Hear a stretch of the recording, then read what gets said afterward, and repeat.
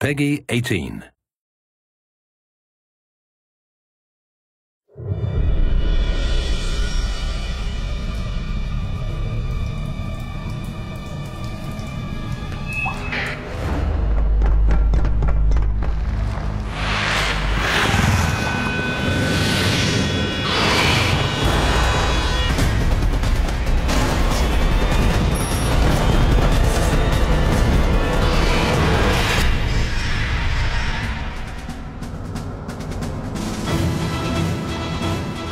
I think the original game was incredibly compelling because you could play all three characters, so you kind of got the story from different perspectives. You got your Marine story, which was fantastic, but also we allowed the player to see the world from the Predator's perspective as well as the Alien's perspective and get a different part of the same story.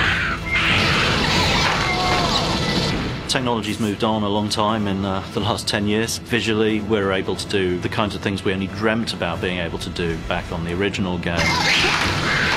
The level of detail in the environments, the lighting effects we can use, the facial animation on the characters, it all goes towards creating a more intense and realistic and compelling experience.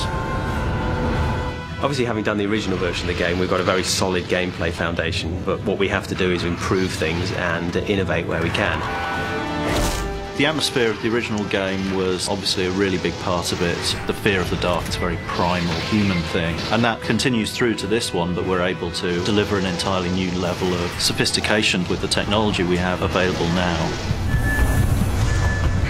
Really excitingly, some people are still playing the multiplayer versions of the original game that we did all those years ago. What we tried to do is capture the essence of that in this new game and build on it with the new technology, build on it with the new graphics and the new gameplay.